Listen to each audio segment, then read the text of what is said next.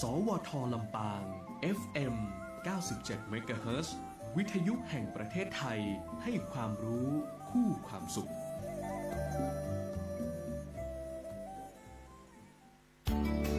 รายการเกษตรวิถีใหม่โครงการประชาสัมพันธ์เกษตรวิถีใหม่และเศรษฐกิจฐานรากสถานีวิทยุกระจายเสียงแห่งประเทศไทยจังหวัดลำปาง FM 97 MHz ตลาดนำนวัตกรรมเสริมเพิ่มรายได้เกษตรวิถีใหม่เต้าปีกมาสวัสดีและก็ตักตายสำหรับพ่อแม่พี่น้องท่านผู้ฟังกูคู่กูคนนะภายใต้โครงการประชาสัมพันธ์เกษตรวิถีใหม่และเศรษฐกิจฐานรากปีงบประมาณ 2569 นะเจ้าวันนี้กับทีมงานสถานีวิทยุกระจายเสียงแห่งประเทศไทยจังหวัดลำปาง FM 97 MHz เจ้ารายการวิทยุที่เขาจะสื่อสารเนาะในเรื่องของตลาดน้ำนวัตกรรมเสริมเพิ่มรายได้เจ้าวันนี้อยู่ด้วยกันกับน้องยุ้ยกาญจนาฟูปิงแฟนรายการเจ้าในด้านของภาคการเกษตรของไทยเฮานี่ยอมรับว่าเฮามีจุดแข็งเนาะในฐานะของการเป็นผู้ส่งออกสินค้าเกษตรอาหารและก็ผลิตภัณฑ์สำหรับห้องว่าของโลกเฮาในระดับต้นๆเลยก็ว่าได้นะเจ้าแต่ว่าในขณะเดียวกันพี่น้องเกษตรกรก็ยังประสบปัญหาอย่างเช่นเรื่องความเสื่อมโทรมของทรัพยากรธรรมชาติกะราคาผลผลิตที่มันขาดเสถียรภาพเนาะขึ้นลงอย่างเงี้ยนะการใจปัจจัยการผลิตที่บ่เหมาะสมการยึดติดกับการผลิตหูบแบบเก่าๆนะเจ้าซึ่งเราเนี่ยก็ส่งผลให้เกษตรกรเขาเนี่ยอาจจะมีปัญหาเรื่องของหนี้สินเฉลี่ยครัวเรือนที่ยังคงอยู่ในระดับที่สูงการแก้ปัญหาหนี้สินภาคการเกษตรการลดภาระหนี้สินเกษตรกรอันนี้ถือว่าเป็นนโยบายเร่งด่วนของรัฐบาลตีเปิ่นเห่งดำเนินการทั้งนี้ก็เพื่อสร้างรายได้ในภาคการเกษตรโดยใจหลักการที่บอกไปตะกี้ตลาดน้ำนวัตกรรมเสริมเพิ่มรายได้นะเจ้าเป็นการเพิ่มประสิทธิภาพในการผลิตแล้วก็การแปรรูปนั่นเองโดยติดใจนวัตกรรมแล้วก็เทคโนโลยีที่เหมาะสมรวมถึงการสร้างความเข้มแข็งให้กับเกษตรกรในกลุ่มเนี่ยให้พี่น้องเกษตรกรมีรายได้เพิ่มขึ้นเจ้าวันนี้รายการเกษตรวิถีใหม่สวทลำปาง FM 97 MHz เขาจะสื่อสารให้กับพ่อแม่พี่น้องเกษตรกรได้นำเอาความรู้ไปประยุกต์ใช้ในการทำการเกษตรสร้างความเข้มแข็งสามารถเปิงป้าตัวเก่าได้แล้วก็นำไปสู่การพัฒนาเศรษฐกิจฐานรากของประเทศเฮาให้เข้มแข็งนักยิ่งขึ้นเจ้ารายการเกษตรวิถีใหม่วันนี้เฮาต้อนรับสำหรับผู้ร่วมรายการของเฮาตัวเนาะได้มาอู้จากันนะเจ้าจะเน้นไปติประเด็นของการเข้าใจกฎหมายนี่เข้าใจกฎหมายระยะยาใดคือเฮาเนี่ยบ่ขาดทุนนะเจ้าโดยเฉพาะประโยชน์ที่พี่น้องเกษตรกรจะได้รับวันนี้น้องยุยอยากจะให้หมู่เฮาร่วมติดตามด้วยกันเจ้ามาปะกับผู้ร่วมรายการของเฮาถึง2ท่านตอนนี้พร้อมแล้วอยู่ในห้องทรงด้วยกันตัดนี้ท่านอาจารย์ประจำหลักสูตรการบัญชีคณะบริหารธุรกิจและศิลปศาสตร์จากมหาวิทยาลัยเทคโนโลยีราชมงคลล้านนาลำปางเจ้าท่านแรกอาจารย์พรรษาเรือนน้อยเจ้าสวัสดีเจ้าสวัสดีเจ้าอาจารย์พรรษาเจ้าอาจารย์พรรษาเสียงใสๆมาแล้วเนาะมาแหมท่านหนึ่งเจ้าอาจารย์ปิยดาเนตรสุวรรณเจ้าสวัสดีเจ้าสวัสดีค่ะอาจารย์ปิยดาเนตรสุวรรณเจ้านี่สองสาวเจ้ามาพร้อมแล้วติจะได้สื่อสารนะในเรื่องของการทำบัญชีตัวเนาะกฎหมายบัญชีเนี่ยพี่น้องเป็นเรื่องสำคัญนะเจ้าอาจารย์เปิ่นสอนอยู่ต่างคณะบริหารธุรกิจและศิลปศาสตร์โดยเฉพาะเน้นไปติเรื่องบัญชีเนาะวันนี้ถ้าเขาบอกว่าเรื่องของบัญชีเกี่ยวข้องกับเรื่องการขาดทุนบ่ขาดทุนยังได้พองในภาคการเกษตรนะเจ้าจะมาติดตามพร้อมกันนะแต่ว่าก่อนอื่นเลยตั้งท่านอาจารย์พรรษาแล้วก็อาจารย์ปิยดาได้อู้หูเฮาฟังก่อนเนาะสะท้อนถึงปัญหากันสักหน่อยซึ่งมันเกิดขึ้นณปัจจุบันนี้หรือว่าการสร้างความเข้าใจในเรื่องของกฎหมายกับปากต้องมันมีความเกี่ยวเนื่องกันจะได้อยากจะให้ถึง2ท่านได้เล่าให้เฮาฟังว่าจากประสบการณ์ที่ท่านอาจารย์ถึง2ท่านเนี่ยได้สัมผัสกับพี่น้องเกษตรกรหรือว่ากลุ่มวิสาหกิจชุมชนในบ้านเฮาเนาะตอนเนี้ยปัญหาใหญ่ที่สุดเลยถ้าอู้ถึงในเรื่องของบัญชีหรือว่าภาษีเนี่ยเจ้าเนี่ยพี่น้องเกษตรกรเราเนี่ยเปิดลงทุนไปแล้วแต่ว่าบ่ได้กำไรอันเนี้ยมักจะจมกันว่าปีนี้เนี่ยไปก็บ่ได้กำไรสักเตื้อนะสิ่งที่เฮามักจะได้ยินว่าโอ้ขาดทุนโดยที่บ่ฮู้ตัวอีแหมนะเจ้ามักจะเกิดมาจากสาเหตุอันหยังพ้องเจ้าเรียนเชิญอาจารย์ทั้ง2ท่านเจ้า ค่ะจากประสบการณ์เนาะตีทางมหาวิทยาลัยนะคะได้เข้าไปคลุกคลีรวมถึงการได้ลงพื้นที่ไปยังวิสาหกิจหรือว่าไปกลุ่มเกษตรกรต่างๆเนี่ยส่วนใหญ่แล้วปัญหาใหญ่ที่สุดเนี่ยที่ทำให้เกิดภาวะของห้องว่าขาดทุนบ่ฮู้ตัวไอ้เนาะเจ้าแบ่งเป็น3ประเด็นหลักๆค่ะประเด็นแรกเนี่ยเขาจะเจอมันขนาดเลยเจ้าก็คือจะบากกึดก่าแห้งตัวเก่าหรือครอบครัวเนี่ยเป็นต้นทุนหรือว่าค่าใช้จ่ายของธุรกิจเองเนาะ เจ้า ซึ่งเกษตรกรส่วนใหญ่เนี่ยจะชอบกึดว่ากาแห้งตัวเก่านี่แฟนหรือว่าลูกตีมาช่วยกันทำเกษตรกรรมเนี่ยบ่คิดค่าแรงเพราะว่าเป็นเรื่องฟรีเพราะว่าเฮาไปเนี่ยกูวันนี่เนาะเจ้าแต่ความจริงแล้วเนี่ยพอขายผลผลิตออกไปเนาะพอมีรายได้มาเนี่ยเก่าไปฮักค่าปุ๋ยค่ายาค่าน้ำมันตีมาทำธุรกิจเนาะเจ้าก็กึดว่าโอ้ได้กำไรละแต่ความจริงแล้วก็คือลืมกึดกะแหงขั้นตามตัวเก่าเนาะเพราะว่าในทางบัญชีเนี่ยการทำธุรกิจเนี่ยเขาจะต้องคิดค่าแรงเข้าไปเป็นต้นทุน1ตัวเนาะดังนั้นเนี่ยถ้าบ่ได้กึดค่าแรงตัวนี้ก็อาจจะทำให้ขาดทุนบ่ฮู้ตัวนะเจ้าในประเด็นที่2เนาะก็คือว่าบางทีเนี่ยบ่มีการแยกกระเป๋าเนาะก็คือว่าเฮาทำธุรกิจตัวแล้วเฮาก็มีค่าใช้จ่ายประจำตัวประจำที่บ้านตัวเนาะดังนั้นก็คือว่าเงินเนี่ยสมมุติว่าเฮาไปขายพืชผลการเกษตรเจ้าเอาไปปนกับค่าใช้จ่ายส่วนถั่วเนาะเอาไปจ่ายการเทอมลูกพ่องเนาะผ่อนรถผ่อนบ้านเจ้าพอปลายปีมาจะสรุปว่าโอ้ทำธุรกิจนี้ได้กำไรก็บ่ฮู้ละเพราะว่าเงินที่จ่ายไปบ่ฮู้ว่าไปจ่ายกับธุรกิจหรือว่าไปจ่ายกับค่าใช้จ่ายในบ้านก่อเจ้าเนาะในประเด็นสุดท้ายเนี่ยก็คือว่ามักจะตกหล่นในเรื่องของต้นทุนแฝงเจ้าถ้าอู้ถึงต้นทุนแฝงเนี่ยคำนี้อาจจะยากไปหน่อยเนาะ ต้นทุนแฝงบางทีเนี่ยในทางบัญชีมันจะมีคำว่าค่าเสื่อมราคาเนาะค่าเสื่อมราคาค่าเสื่อมราคาก็คือว่าสมมุติว่าเฮามีอุปกรณ์เครื่องจักรเนาะหรือว่าลงเฮือนเฮาเนี่ยเจ้าก็คือว่าเฮาจ่ายไปกูวันเนี่ยมันก็จะเสื่อมสภาพนั่นเองเนาะก็คือเสื่อมไปติ๊กๆเนาะเฮาก็บ่ฮู้ว่าวันหน้าเนี่ยเฮาจะต้องเตรียมสตังค์มาซื้ออุปกรณ์นู่นนี่ก่อนเนาะถ้าเกิดว่าเฮาบ่ได้เตรียมไว้เนี่ยเดี๋ยวก็ไปกู้หนี้ยืมสินก็กลายเป็นต้นทุนจมแหมนะเจ้า3ประเด็นหลักๆเนี่ยที่เฮาจะเจอกันบ่อยๆเวลาที่เฮาลงพื้นที่ไปช่วยเหลือเจ้าบ้านเกษตรกรต่างๆเจ้าอันนี้เป็นเรื่องตีห้องว่าเพราะอาจารย์ถึงเนี่ยเฮาหันภาพเลยนะเจ้าแม่นละเวลาเอาปีเอาน้องไปจ่วยกันยังเช่นว่าเนี่ยนะเนาะบ่ได้กึดกาแห้งตัวเก่าแล้วนึกถึงว่าติเขาไปจ้างเปิ้นมาบ่ได้กาปุ๋ยกายาอย่างเขาจะนึกถึงแค่นั้นแต่ความจริงแล้วมันมีต้นทุนทั้งนั้นเลยเนี่ยเฮาเนี่ยไปก็เป็นว่าเนี่ยนะปีนี้เหมือนจะขายเข้าได้นักจืดแต่แล้วเฮาบ่ได้กำไรสักน้อยอีกก็มีนี่นะเจ้าเนี่ยคือปัญหาที่มันเกิดขึ้นเนาะ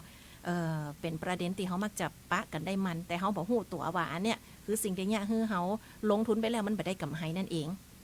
ก็เป็นตีม้าอย่างหนึ่งนะเจ้าตีเนี่ยคือมันเกิดหนี้สินขึ้นมานะเนาะมันก็เป็นวงจรอย่างอี้นะพี่น้องนะดังนั้นพอพี่น้องวันนี้ที่เขาเน้นไปเรื่องของการเนี่ยบัญชีหรือว่ากฎหมายเกี่ยวกับบัญชีนะเจ้าตีพี่น้องควรจะรับรู้เนี่ยก็เลยอยากจะพี่น้องได้ทำความเข้าใจในประเด็นนี้แล้วก็ถือว่าเป็นเรื่องสำคัญตีเนี่ยเขาเนี่ยมีส่วนว่าพอลงทุนภาคการเกษตรไปแล้วเขาก็จะได้ลด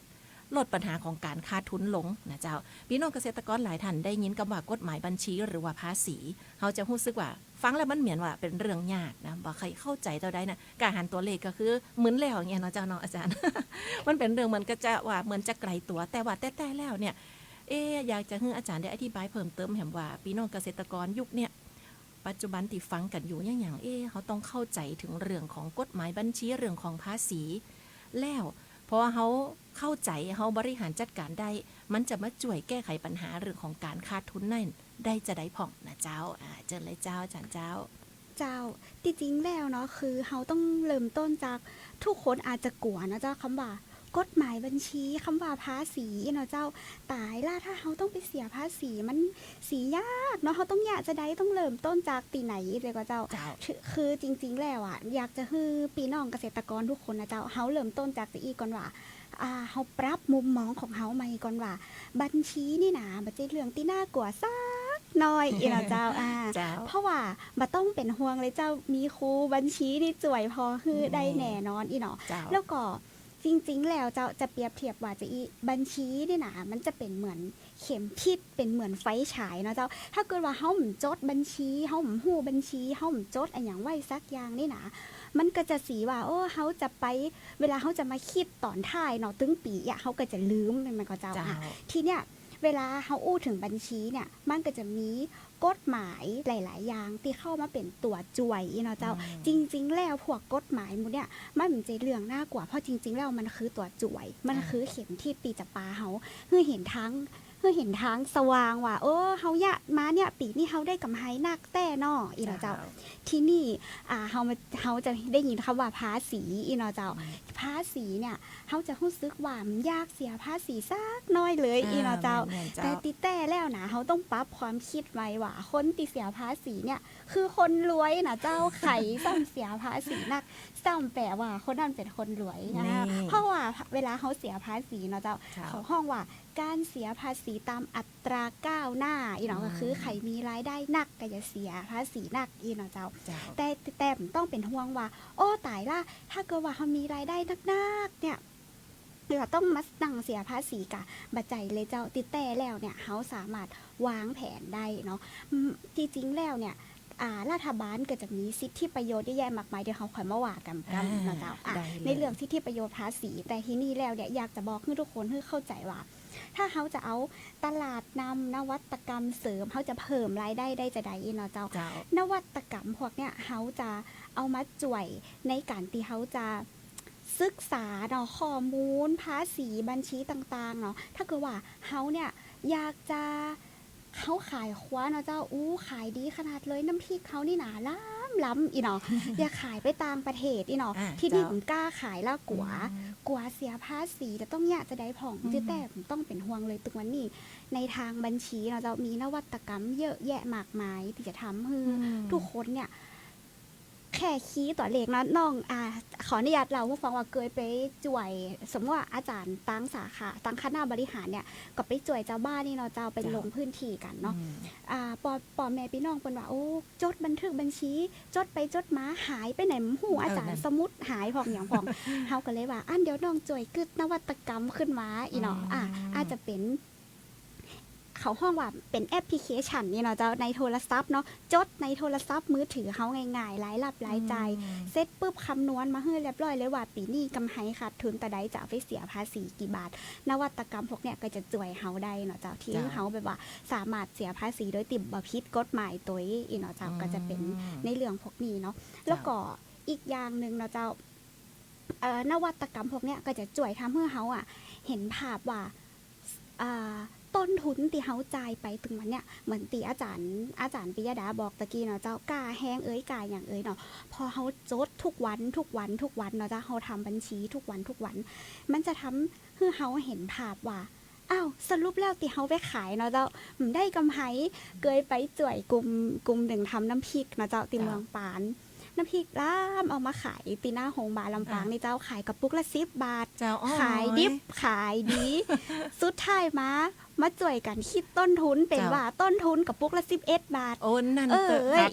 เฮาก็เลยว่าเฮาปรับปริมาณเขาญาติจะบอกจ่วยกันกึดจนทุกวันนี้ก็บ่ขาดทุนละมั่นใจเพราะว่าอาจารย์บัญชีเนี่ยไปจ่วยอีในเจ้าดีขนาดนึกถึงเปิ้นลูกเมืองปานมาขายไปโฮงบาลลำปางเขานี่น่ะบ่ใจใกล้ๆน่ะเนาะแม่นเจ้าอ้อม1กับไอ้ต้นทุนกาอ้อม1กับ11 บาทแล้วแต่มาขาย10 บาทตอนนั้นเด้ออันเปิ้นเหมือนก็ว่าขายเอาสังคมนี่ได้ฮู้นะแต่บัดเดี๋ยวนี้บ่ขาดทุนละอาจารย์ไปคือกำแนะนำละเนาะเจ้าเนาะอันนี้คือเฮาหันแบบคือหันภาพแบบง่ายๆเนาะว่ามันความสำคัญมันเป็นจะอีดูเนาะในเรื่องของการเนี่ยบัญชีหรือว่าเรื่องของการเกี่ยวเนื่องเรื่องภาษีเนี่ยนะเจ้าเฮาฟังมันเหมือนเรื่องไกลตัวแต่อาจารย์โยงเข้ามาคือเฮาหันภาพชัดเจนนักยิ่งขึ้นที่นี่ในแง่ของสิทธิประโยชน์ทางภาษีนะเจ้ามาแคบลงแหมน้อยเนาะเดี๋ยวนี้ถ้าอู้ถึงว่าสิ่งที่รัฐบาลหรือว่ากฎหมายเปิ่นได้กำหนดไว้นะเจ้าหรือสิ่งที่พี่น้องควรจะเฮียนหูเนี่ยว่าความจริงแล้วรัฐเปิ่นก็มีมาตรการออกมาช่วยเหลือกันนะในการที่จะส่งเสริมการลงทุนภาคการเกษตรเฮาเนาะโดยเฉพาะพี่น้องเกษตรกรหรือว่ากลุ่มเกษตรกรที่ฮู้จักเอามาใจแล้วในเรื่องภาษีเรื่องของสิทธิประโยชน์ต่างๆแล้วเนี่ยมันจะมาช่วยประหยัดต้นทุนเฮาได้นักขึ้นจะได้ผ่องเห็นเจ้าเจิญต่างท่านอาจารย์ปิยดากับอาจารย์พันษาเล่าให้พี่น้องเกษตรกรได้ฟังกันแถมสักน้อยแง่ของสิทธิประโยชน์ทางภาษีเจ้าเจิญเจ้าจริงๆแล้วนะเจ้าเราคือฟังซีก่อนว่า เวลาเขาจะเสียภาษีเราเจ้ามันจะแบ่งเป็น2อย่างเนาะก็คือเขาจะเสียภาษีเงินได้บุคคลธรรมดาหรือเขาจะเสียภาษีเงินได้นิติบุคคลก็เจ้าอย่างสมมุติเขาเนี่ยคนบ่ได้อย่างเขาเนี่ยเนาะทำมาหากินบ่ได้เนี่ยอย่างอาจารย์เองเนี่ยก็จะเสียภาษีเงินได้บุคคลธรรมดาเนาะเจ้าพี่น้องเกษตรกรก็เหมือนกันเนาะเจ้าเขาเสียภาษีส่วนใหญ่เขาก็จะเสียภาษีเงินได้บุคคลธรรมดาเนาะเช่นเขาขายอย่างนี้ขายพักขายไม้ขายน้ำพริกขายบักขนัดขายอย่างนี้นะเจ้าเขาก็เสียภาษีเงินได้บุคคลธรรมดาตรงเนี้ยก็จะมีสิทธิประโยชน์ตีรัฐบาลเนี่ยคือกับคนตีเสียภาษีเงินได้บุคคลธรรมดาเนี่ยที่มันจะออกมาทุกๆปีเนาะเจ้าเช่นเดียวกับทุกๆคนในประเทศไทยเช่นค่ารถยนต์เนาะเจ้าอย่างแฮมดี้เช่นซื้อครัวเวลารัฐบาลมีสิทธิประโยชน์ภาษีอย่างต่างๆเนาะเจ้าเฮาก็อย่าลืมใช้สิทธิประโยชน์ตรงนั้นเนาะเจ้าในการที่เฮาจะลดหย่อนภาษีเนาะเจ้าส่วนใหญ่ก็จะลดได้เยอะเนาะเจ้าที่นี่ถ้าถามว่าแล้วถ้ามองในมุมของเกษตรแล้วมันมีอย่างที่มากกว่าคนอื่นเนาะเจ้าสมมุติถ้าเขาขายข้าวเนาะปลูกข้าวขายเนี่ยจริงๆแล้วสตางค์เขาห้องว่าเงินได้เนาะก็คือสตางค์ที่เขาขายเข้ามาได้เนี่ยถ้าเขาเป็นการขายแค่ปลูกเล็กๆน้อยๆในครัวเรือนนี่เนาะเจ้าอันนี้รัฐบาลก็ยกเว้นฮือเนาะเจ้าเขาก็ต้องได้เสียภาษีตรงนี้เนาะเจ้าแต่ว่าถ้าเขาขายกับนักตีทำเป็นธุรกิจอันนี้ก็ต้องเสียภาษีเนาะเจ้าแต่ว่าเขาจะต้องมาค่อยๆวางแผนภาษีกันว่ามันมีตรงนี้เนาะเช่นสมมุติว่าเราจะภาษีมันจะมีแหมตัวหนึ่งคือภาษีมูลค่าเพิ่มเนาะภาษีมูลค่าเพิ่มหรือแวดเราจะต้องเสียภาษีต้องไปจดทะเบียนเสียภาษีแต่บริเจ้ารัฐบาลก็จะยกเว้นใครที่ขายเนาะเขาห้องว่าพืชผลทางการเกษตรเราจะผลิตภัณฑ์ที่ได้จากการขายสัตว์ขายจีนหมูจีนงัวขายอย่างเนาะเจ้าอันนี้ตีขายกันตีการอย่างเงี้ยต้องเป็นห่วงนะเจ้าอันนี้เขาจะเสียภาษีมูลค่าเพิ่มอยู่แล้วนะเจ้ารัฐบาลเพิ่นก็จะดูแลตรงนี้เนาะเจ้าแล้วก็อีกอย่างหนึ่งสิทธิประโยชน์ที่เห็นได้ชัดมากนะเจ้าก็คือว่าถ้าสมมุติเขาเป็นวิสาหกิจชุมชนเจ้าเขารวมตัวกันละในหมู่บ้านเขาเป็นว่าสูตรน้ำพริกนี่ขายดีหน่อยย่าคนเดียวกันตันดีเนาะเจ้าพ่อแม่พี่น้องในหมู่บ้านเนี่ยก็มารวมตัวกัน10 คนอีสมมตินะเขาก็เกิดเป็นวิสาหกิจชุมชนขึ้นมาละก็จะแนะนำว่าจะเจ้าเขาควรจะไปจดทะเบียนเพื่อเป็นวิสาหกิจจดเป็นจ้าเป็นหน้าเนาะตีเกษตรอำเภอเนาะเจ้าพอเขาจดทะเบียนแล้วเนี่ยนะเขาก็จะมีสิทธิประโยชน์ของเขาเยอะมากเลยเนาะเจ้าอย่างน้อยๆเนี่ยอย่างเช่นตังหมอเนี่ยจะไปดูว่ามีเกษตรกรตีไหนผ่องตีเป็นวิสาหกิจชุมชนอยากไปจ่วยเนาะเจ้าจ่วยผลิตเครื่องมือเทคโนโลยีอย่างต่างๆโรงเรือนอย่างต่างๆเฮ้ยก็เป็นสิทธิประโยชน์ตีจะได้รับค่อนข้างเยอะนะเจ้าถ้าเขาเป็นวิสาหกิจก็คือหมายถึงว่าก็จะมีคนมองเห็นเขาง่ายขึ้นนะเจ้าแต่ที่เขาจะเนี่ยกันในหมู่บ้านกับมีใครเห็นเขาเนาะแต่ถ้าเขาไปขึ้นทะเบียนน่ะมันก็จะอยู่ในระบบเจ้าเพราะอยู่ในระบบหน่วยงานต่างๆที่อยากจะจ่วยก็จะเสาะหาเฮาง่ายขึ้นนะเจ้าอันนี้ก็เป็นแถมสิทธิประโยชน์หนึ่งที่มองว่าก็จะเป็นสิทธิประโยชน์เหมือนกันนี่นะเจ้าแล้วก็ถ้าในส่วนของภาษีเงินได้นิติบุคคลนี่นะเจ้าสมมุติว่าขายดิบขายดีขนาดนักละจะตั้งเป็นห้างหุ้นส่วนขึ้นมานะเจ้าเฮาก็ไปจดทะเบียนตรงเนี้ยก็จะมีสิทธิประโยชน์มากมายที่เป็นจะมอบให้เขาห้องว่ากิจการ SME เนาะวิสาหกิจขนาดกลางและขนาดย่อยเนาะเจ้าสมมุติว่าคนอื่นเนี่ยเป็นจะเสียภาษีกัน 20% อีสมมติเนาะเจ้าแต่ถ้าเป็น SME เนี่ยเขาก็จะเสียภาษีน้อยกว่าคนอื่นมาทำกำไรมันถึง 300,000 เนี่ยก็ยกเว้นเลยมันต้องเสียอีกนะเจ้าแต่จริงๆแล้วถ้าจะให้เรานี่จะมีสิทธิประโยชน์แถมนาคแต่จะเล่าให้ฟังว่าบัดต้องกลัวว่าถ้าเฮาไปขึ้นทะเบียนเฮาไปจดทะเบียนหรือว่าเฮาเข้าไปอยู่ในระบบแล้วเนี่ยเฮาจะเกิดความยุ่งยากเนาะเจ้าจริงๆแล้วเนี่ยมันอาจจะต้องมีการทำเอกสารอย่างแหละแต่เฮาเนี่ยจะได้รับสิทธิประโยชน์มากมายอยู่แล้วเจ้าประมาณนี้เจ้า อันนี้ก็เบื้องต้นสำหรับกฎหมายนโยบายมาตรการภาครัฐตีส่งเสริมในเรื่องของการลงทุนภาคการเกษตรนะเจ้าตีพี่น้องเกษตรกรหมู่เฮาควรฮู้นะฟังแล้วเป็นจะได้พ่องพี่น้องเฮยนะโทรศัพท์ดังลิ่งๆได้น้องยุ้ยขออนุญาตฮับกันหลังไม้เนาะ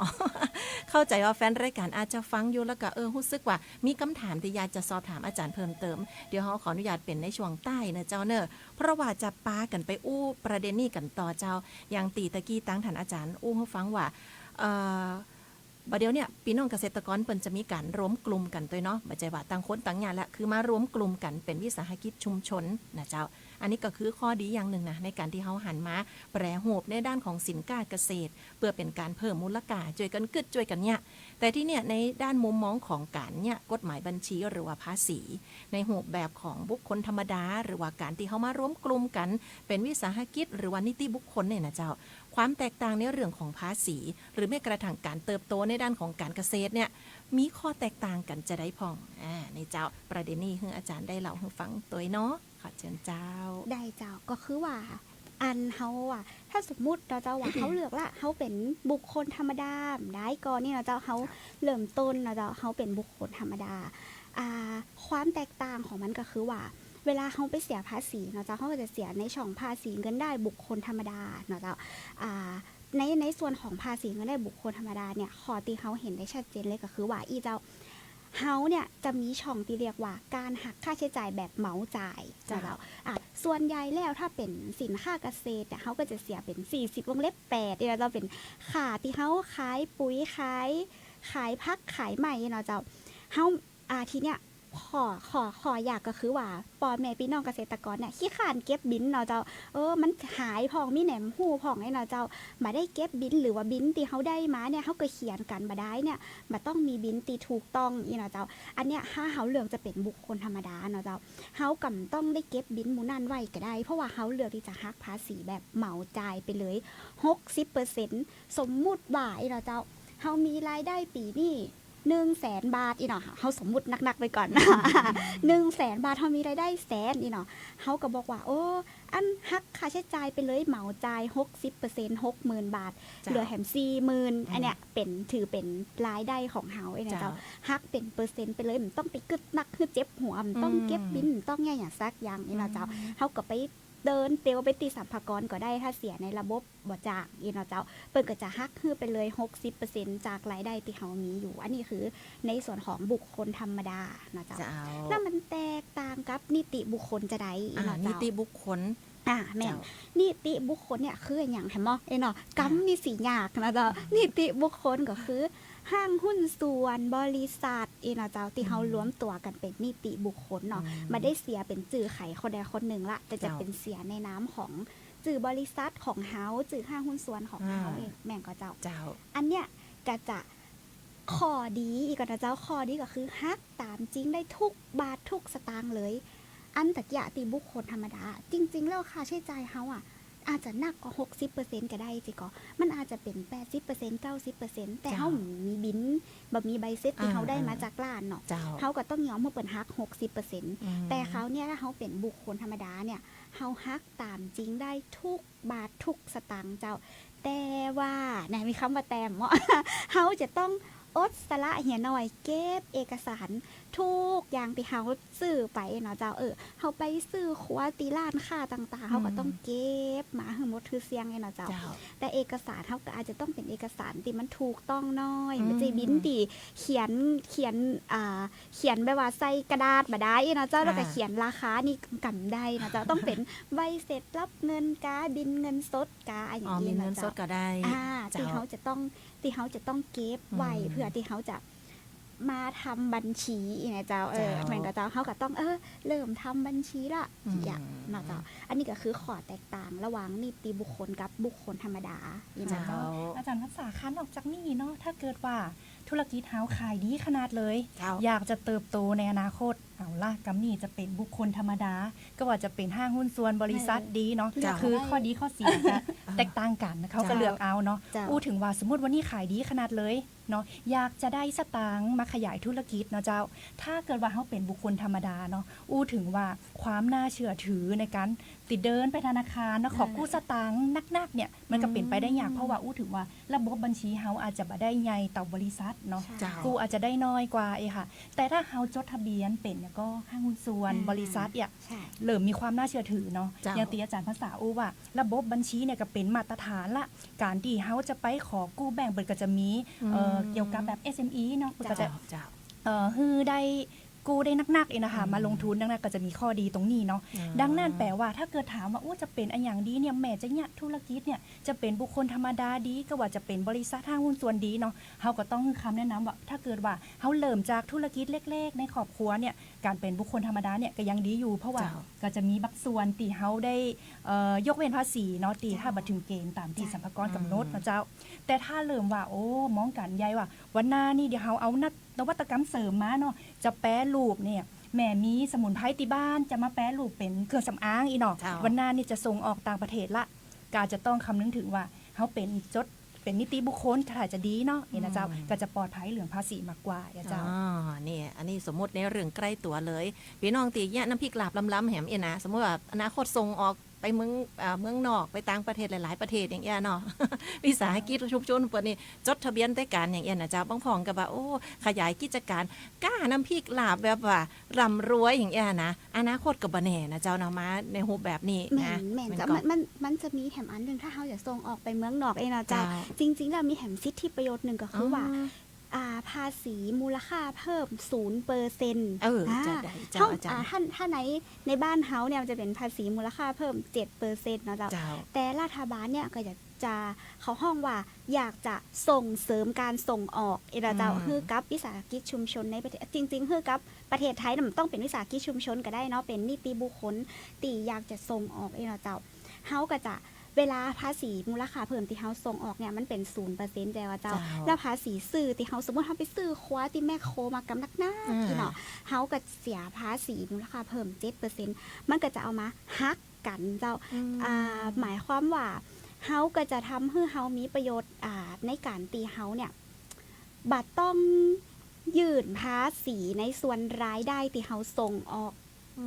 เฉพาะภาษีมูลค่าเพิ่มนะเจ้าแต่ว่าภาษีเงินได้บุคคลธรรมดาก็ต้องเสียตามปกตินะเจ้านี่นะก็คือความแตกต่างที่เขาอธิบายให้ฟังว่าในเรื่องของสิทธิภาษีนะเจ้าส่งผลต่อการเติบโตของพี่น้องเกษตรกรหรือว่ากลุ่มวิสาหกิจชุมชนต่างๆบางพองนี่ต่อยอดไปถึงการแปรรูปสินค้าเกษตรของท่านเนี่ยมันเชื่อมโยงกันจะได้เนาะฟังในเรื่องของบัญชีนะเจ้าวันนี้หลายท่านที่อาจจะแบบเจ็บหัวมาเมินเนี่ยการเกษตรบ่ได้กำให้ซากเตือนนะเจ้ามาฟังท่านอาจารย์ปิยดากับอาจารย์พันษาอู้หูฟังเนาะเฮาน่าจะพอหันถึงช่องต่างนะเจ้าของการตีจะบริหารจัดการจะได้เนาะหรือว่าจะห้องว่าเนี่ยคือการเกษตรของเฮาปีเนี่ยมันขาดทุนน้อยลงอย่างน้อยคือขาดทุนน้อยลงละนะมาอู้ถึงเรื่องเทคนิคกันสักหน่อยนะเจ้าอาจารย์บัญชีมาวันนี้ก็ต้องถามถึงเทคนิคกันเนี่ยบัญชีละนะพี่น้องเจ้าการที่เขาจะเริ่มต้นเนี่ยบัญชีเอาแบบง่ายๆนะอาจารย์นะบะเมียนสอนอาจารย์บะเมียนสอนนักศึกษานะ วันนี้พี่น้องเกษตรกรเขาฟังอยู่เขาจะเนี่ยบัญชีง่ายๆจะได้ดีคือเปิ่นได้หู้ต้นทุนตีแท้จริงของเปิ่นจะได้วางแผนไปถึงเรื่องภาษีได้อย่างถูกต้องนะเจ้าบ่ฮื้อเสี่ยงกับการโดนกาปรับแบบย้อนหลังเนาะมาพองเนี่ยไปสปะสเปดโอ้เปิ่นห้องภาษีคืนย้อนหลังเป็นลมพอดีนะเจ้าวันนี้อาจารย์แนะนำสักหน่อยหรือว่าอู้ถึงสูตรสำเร็จง่ายๆนะเจ้าเทคนิคง่ายๆตีพี่น้องเกษตรกรสามารถเริ่มเนี่ยได้ทันทีเลยฟังรายการเฮาเนี่ยไปได้ตัวเลยนะเจ้าเนี่ยจะได้ดีอาจารย์ทั้งสองท่านแนะนำสักน้อยเจ้าเจิญเจ้าค่ะสำหรับสูตรสำเร็จเนาะวันนี้เฮาเตรียมคำคมมาตัวเจ้า3สมุด1แยกแยะนี่จำง่ายละบัจจัยสอนเหมือนสอนละออนจำยากแล้วเจ้านี่จำง่าย3สมุด1แยกแยะคืออย่างคำว่า1แยกแยะนี่คือเดี๋ยวแมลงนี่เนาะจะไปซื้อสมุดเลย3สมุดติว่า3สมุดไปซื้อสมุดเลยแมลงนี่สมุดปกแข็งเนาะเฮาจะเอามาอย่างเดี๋ยวว่ากันสำหรับ1แยกแยะอย่างที่บอกตั้งแต่ต้นรายการเฮาบอกว่าสิ่งที่เฮาต้องแยกแยะก่อนเลยคือแยกกระเป๋าเจ้ากระเป๋าส่วนตัวกับอย่างก็กระเป๋าธุรกิจเนาะต้องแยกกันมาเดี๋ยวปลายปีจะงงว่าสรุปแล้วเนี่ยเฮาทำธุรกิจเนี่ย ได้กับไฮก็ไอ้เนาะเจ้า น่ะ 3 สมุดที่เฮาไปซื้อแรงนี่มีสมุดอะไรอย่างพองอันดับแร ขอก งเจ้า 1สมุดรายรับเจ้ามาจดเลยค่ะจดหมดเลยว่าวันนี้ยอดขายอย่างไปพองนะคะขายวันไหนขายให้ขายเนาะขายได้กี่บาทเจ้าก็จะเป็นยอดรายรับของเฮาเนาะ เจ้าน อกจากนี้สมุดที่2ก็คือสมุดรายจ่ายเขาก็จะเน้นคุ้มต้นทุนเนาะวันนี้จ่ายอย่างไปพองเนาะกาน้ำมันเนาะแล้วอย่าลืมสิ่งสำคัญคืออย่างเจ้ากาแห้งตัวเก่าตัวนะเจ้าแม่ไม่ได้จ่ายกาแห้งตัวเก่าในทางธุรกิจเปิ้นบอกว่าอย่างน้อยใส่เป็นค่าแรงขั้นต่ำไปก็ได้เนาะ แถวบ้านเฮานี่ 350 บาทเนาะเขาก็ จ้ะ มาดูว่าค่าแห้งลำปางเฮานี่เต่าใดละเนาะเขาจะได้หู้ต้นทุนที่แท้จริงทั้งกาวัตถุดิบกาน้ำกาไฟกาแห้งโต้ยเนาะ เจ้า ส่วนสมุดที่3ค่ะสมุดบัญชีทรัพย์สินอย่างที่บอกไปเนาะทรัพย์สินเครื่องจักรเขามีอย่างพองเนาะมีปั๊มน้ำกามีรถไถกาเนาะเขาจะได้มาคิดว่าจดไปเนาะเขาได้มาวันไหนเนาะเขาก็ดูว่าเครื่องจักรเขาเนี่ยจะใจได้เหมือนก็เดี๋ยวเขาต้องเตรียมสตางค์แล้วเดี๋ยววันหน้า5 ปี10 ปีเดี๋ยวมันจะหมดอายุแล้วมันจะเสื่อมจะผ่าไปเนาะ เจ้า จะได้เตรียมสตางค์ไว้ตัวเนาะ3สมุดรายได้สมุดรายจ่ายแล้วก็สมุดทรัพย์สินเนาะ เจ้าน อกจากนี้เจ้าสิ่งสำคัญเนาะตะกี้อู้ถึงเรื่องภาษีสนักเขาก็บอกว่าเทคนิคเนี่ยวันหน้าเนี่ยแม่กลัวเนาะว่าจะเสียโดนภาษีย้อนหลังก็เบี้ยปั๊บก็ แม่น อีเนาะอย่างตีบอกว่าแม่กระถางเขาเป็นบุคคลธรรมดาห้างหุ้นส่วนบริษัทก็แล้วแต่เนี่ยเวลาเขาไปซื้อครัวเขาจะต้องอย่างจากเจ้าเอาเก็บใบเซตเนาะ เก็บ เขาต้องเก็บหม เก็ ด บไว้ก่อน เจ้า เนาะ เราต้องมีจิตวิญญาณของความเป็นนักบัญชี ไปซื้อครัวขอใบเซตเปิ้นจะถามว่าเอาใบเซตก็เจ้าเอาเจ้าเนาะ เอาไว้ก่อน เจ้า เอาไว้ก่อน แต่ถ้าไปซื้อครัวละโอ้แม่มีใบเซตเฮาก็ทำฟอร์มขึ้นมาก็ได้เป็นใบสำคัญรับเงินนะคะคือเปิ่นเซนเนาะแล้วการแนบสำเนาบัตรประชาชนแนบไว้เก็บไว้เป็นหลักฐานเจ้า เพราะว่าเดี๋ยววันดีคืนดีสรรพากรจะมาถามว่าแม่ค่าใช้จ่ายแม่นี่นะมีหลักฐานก็เฮาก็เก็บไว้หมดแล้วมีครบถ้วนอีกแล้ว นี่ เจ้า เจ้า แม่นเจ้า แม่นเลยติอาจารย์อู้นะเพราะบางเตือพี่น้องเกษตรกรเนี่ยซื้อครัวกันเนี่ยเนาะซื้อปัจจัยการผลิตอย่างต่างๆ แต่เขาบ่ได้เอาไปเซ็ตนะเขาคิดว่าเขาคุ้มได้ไปอย่างแล้วอย่างเงี้ยเนาะแต่จิตแต่ละมีประโยชน์เนาะเจ้าเนาะ เจ้า นี่นะอันนี้3สมุด หนึ่งแยก หนึ่ง ค่ะ แยก กระเป๋าก่อนเลยเจ้า นี่เจ้าเป็นเทคนิคสำคัญทางด้านของบัญชียังง่ายๆนะเจ้าอย่างน้อยถ้าเขาเก็บหลักฐานแล้วนี่ไว้เอาเวลามาคำนวณเรื่องของภาษีมันจะได้บักคัดทุนเนี่ยเนาะ เป็นประโยชน์อย่างหนึ่งนะเจ้าเป็นสูตรสำเร็จที่อาจารย์แนะนำนะมาถึงข้อต่อไปเจ้าข้อต่อไปเพราะพี่น้องเกษตรกรเขาฟังอยู่เนี่ยเนาะก็อาจจะอู้ถึงเรื่องของการลงทุนกันไปนักหลายตีเขาอยากจะเน้นย้ำก็คือเรื่องการเกษตรยุคใหม่เนี่ยท่านต้องเข้าใจถึงเรื่องของกฎหมายเรื่องของภาษีนะเจ้าข้อกำหนดอย่างต่างๆที่เกี่ยวข้องจะได้บ่ขาดทุนแล้วก็เนี่ยคือการเกษตรเนี่ยเขามีกำลังใจเติบโตได้ยังยืนเนาะวันนี้มาฟังข้อคิดจากอาจารย์ทั้งสองท่านแถมสักน้อยนะเจ้าในช่วงใต้แล้วก็ถ้าเกิดพี่น้องฟังแล้วบันแล้วใจในวันนี้นะปรขยาจะปรึกษาอาจารย์เพิ่มเติมหนอหรือติดตามในด้านของผลงานของอาจารย์นะเจ้าด้านของบัญชีกาติปนสอนอยู่นี่นะคณะบริหารธุรกิจและศิลปศาสตร์มทรล้านนาเฮาจะติดตามหรือว่าติดต่ออาจารย์ได้ช่องทางใดผ่องนะเจ้าเจอเลยเจ้า เจ้าสุดท้ายนี่เนาะก็อยากจะฝากพี่น้องเกษตรกรวิสาหกิจทางลำปางทุกคนนะเจ้าว่าในยุคเกษตรวิถีใหม่เนาะเขาจะใจแต่แห่งกายอย่างเดียวบ่ได้เนาะเขาจะต้องเอาข้อมูลองค์ความรู้ต่างๆเนาะโดยเฉพาะสิ่งสำคัญในทางบัญชีและภาษีอย่างที่บอกว่าบัจจัยเหลืองน่ากลัวเลยเนาะถ้าเขาหู้ไว้เนี่ยก็บัจจัยเป็นภาระเนาะเป็นเรื่องดีมซ้ำเนาะถือว่าเป็นเครื่องมือเนี่ยที่จะช่วยปกป้องหยาดเหงื่อแล้งกายของเขาของชาวเกษตรกรทุกคนเนี่ยบ่ฮื้อสูญเปล่าเนาะดังนั้นเนี่ยทำธุรกิจเกษตรกรรมไปนี่ได้กำไรอย่างยืนแน่นอน 100% เลยเจ้า เจ้า เจ้าแล้วก็ถ้าสมมุติว่าเนาะเจ้าฟังวันนี้มันแล้วใจเนาะ ใครอู้ตัวใคร เจ้า ถามหรือว่าอาจารย์มาสอนได้ก้อยเนาะเจ้าบ้านแม่อยู่แจโฮมเนี่ยแม่แปลงปลูกพักขายแม่แปลงน้ำพริกกลาบขายเนาะอาจารย์จะมาสอนได้ก็ได้เลยเจ้าเนาะแม่ติดต่อมาเลยเนาะเจ้าตีคณะบริหารธุรกิจและศิลปศาสตร์นะเจ้ามหาวิทยาลัยเทคโนโลยีราชมงคลล้านนาลำปางนะเจ้าจิแต่ตรงวันนี้นะเจ้าถ้าเสิร์ชเข้าไปใน Google เนาะ เจ้า ขึ้นแน่นอนอันดับแรกเลยขึ้นเบอร์โทรอาจารย์พรรษาทุกช่องทางเพราะว่า นี่ ในเว็บในเว็บของคณะนะเจ้าส่วนใหญ่ก็จะเป็นเบอร์โทรอาจารย์พรรษานะเจ้าเพราะว่าส่วนใหญ่อยู่ไฟล์รับสมัครนักศึกษา อ๋อนี่ แต่ว่ามันเป็นหยังเจ้าเบอร์อาจารย์ภาษานี่โทรหาได้ตลอดเลยเนาะเจ้า เจ้า แล้วที่นี่เนาะเจ้าจะฝากไว้จะอีเจ้าแต่แล้วเนาะเจ้าสมมุติว่าตามปีน้องเกษตรกรเนาะเจ้าบอกว่าจะขายอะไรอย่างก็ตามเนี่ยเจ้าฝากไว้จริงๆแล้วเนาะเจ้าวันนี้เฮา2 คนมาจากสาขาการบัญชีเนาะ เจ้า แต่ที่แต่แล้วในมหาลัยของเฮาในคณะบริหารธุรกิจของเฮาอ่ะเจ้าเฮาจะส่วนใหญ่เฮาจะอู้กันอีเจ้าว่าเฮาอยากจะสอนให้ทุกคนเป็นผู้ประกอบการอีเนาะคำว่าผู้ประกอบการเนี่ยก็คือว่าเป็นคนที่เขาจะทำยังไงให้ธุรกิจของเขาเนี่ยบริหารธุรกิจของเขาให้ขายดีแม่งก็เจ้าที่แต่มันไม่ได้เริ่มต้นจากบัญชีแต่เพียงอย่างเดียวนะเจ้าเขาต้องเริ่มต้นจากการวางหู้จักการวางแผนธุรกิจก่อนนี่นะเจ้าแล้วก็หู้จักการส่งเสริมการขายต่างๆตั้งด้านการตลาดจะหาลูกค้าจะได้ลูกค้าคนไหนตีตรงกับกลุ่มเป้าหมายของเขากับครัวที่เขาขายหนีนะเจ้าหรือว่าอยากจะทำเป็นหมู่บ้านท่องเที่ยวเนี่ยเจ้าตั้งคณะของเขาเจ้าก็จะมีหลักสูตรนะเจ้าทั้งหลักสูตรการจัดการธุรกิจนะเจ้าหลักสูตรการตลาดและการตลาดดิจิทัลหลักสูตรการท่องเที่ยวและการบริการแล้วก็มีหลักสูตรการบัญชีเจ้าตีจะลงไปสอนปอแม่พี่น้องกูเตือที่เขาไปนะเจ้าก็คือว่าเขาจะมีแบบฟอร์มให้เลย1แยกแยะ3สมุดของอาจารย์จะโอเนี่ยนะเจ้าเขาก็จะแต่งแบบฟอร์มไปนะเจ้าแล้วก็สอนเขียนนะเจ้าสอนเขียนว่าต้องเขียนจะอีถ้าจะได้ก็ติดต่อมาได้เลยเจ้าตีคณะบริหารธุรกิจตีราชมงคลล้านนาลำปางยินดีที่จะให้คำปรึกษาเคียงข้างกับพี่น้องเกษตรกรจังหวัดลำปางเฮาได้แน่นอนเลยเจ้าโอ้โหยอดเยี่ยมเลยเจ้าถือว่าเป็นสถาบันการศึกษาตีห้องว่าก่อให้เกิดประโยชน์เนาะกับพี่น้องเกษตรกรบ้านเฮามีอันอย่างปรึกษากับสถาบันการศึกษาซึ่งเปิ้นมีภูมิความรู้ด้านนี้นะเจ้าจะได้มาช่วยพัฒนาบ้านเฮาโดยเฉพาะในด้านของภาคการเกษตรนะวันนี้ต่างด้านของท่านอาจารย์พันษาเรือนน้อยอาจารย์ปิยดาเนตรสุวรรณนะเจ้าอาจารย์จากหลักสูตรการบัญชีคณะบริหารธุรกิจและศิลปศาสตร์มหาวิทยาลัยเทคโนโลยีราชมงคลล้านนาลำปางคือเกียรติมาร่วมรายการน้องยุ้ยว่าหลายทันตีความรู้สึกอย่างเดียวกันกับน้องยุ้ยเนี่ยคือความจริงแล้วเรื่องตัวเลขมันเป็นอย่างที่ไกลตัวเฮาขนาดเลยอันเว้นแต่ว่าแต่ละงวดเอ็มได้นะ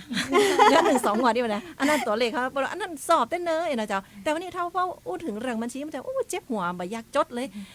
มันคำนวณยากอะเรื่องภาษี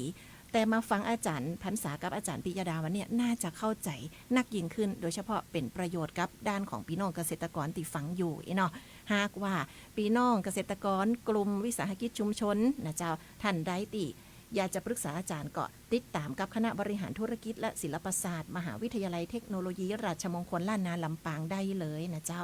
แล้วก็ถ้ามีลูกมีหลานอยากจะไปเรียนบัญชีก็ได้เหมือนกันนะได้เลยเจ้าแต่ก่อนนี้เขาอาจจะคิดว่าบัญชีนี่เป็นเฉพาะเรื่องการค้าขายอย่างอื่นแต่ความจริงแล้วบัญชีกับเรื่องการเกษตรเนี่ยโอ้มันจะได้มันก็ขาดกันมาได้เนาะขาดกันมาได้นะเจ้าเนี่ยการเกษตรก็ต้องเกี่ยวเนื่องกับภาษีแห่งอยู่ดีพี่น้องเจ้าดังนั้นแล้ววันนี้ถือว่าได้ประโยชน์ขนาดเลยเฮามาฟังห่วมกันเนาะเกษตรวิถีใหม่เจ้าสื่อสารกันภายใต้โครงการประชาสัมพันธ์เกษตรวิถีใหม่และเศรษฐกิจฐานรากจากต่างสถานีวิทยุกระจายเสียงแห่งประเทศไทยจังหวัดลำปาง FM 97 เมกะเฮิรตซ์เจ้าเข้าใจกฎหมายบอกขาดทุนนะวันนี้น้องยุ้ยก็ต้องขอบคุณจัดนักเลยตึงท่านอาจารย์พันษาแล้วก็อาจารย์ปิยดานะเจ้าโอกาสหน้ามาสถานีเฮาแห่งใหม่เนาะมาเยือนรายการเกษตรวิถีใหม่ยินดีต้อนรับนะเจ้าขอบพระคุณท่านผู้ฟังและก็ท่านผู้ชมต่างบ้านตัวเนาะอำลากันไปก่อนเจ้าน้องยุ้ยและก็แขกรับเชิญของเฮาไว้ปะกันใหม่ในโอกาสหน้าเกษตรวิถีใหม่สวทลำปาง FM 97 เมกะเฮิรตซ์วันนี้ขอบพระคุณและสวัสดีเจ้าสวัสดีค่ะรายการเกษตรวิถีใหม่โครงการประชาสัมพันธ์เกษตรวิถีใหม่และเศรษฐกิจฐานรากสถานีวิทยุกระจายเสียงแห่งประเทศไทยจังหวัดลำปาง FM 97 เมกะเฮิรตซ์ตลาดนำนวัตกรรมเสริมเพิ่มรายได้สวทลำปาง FM 97 เมกะเฮิรตซ์วิทยุแห่งประเทศไทยให้ความรู้คู่ความสุข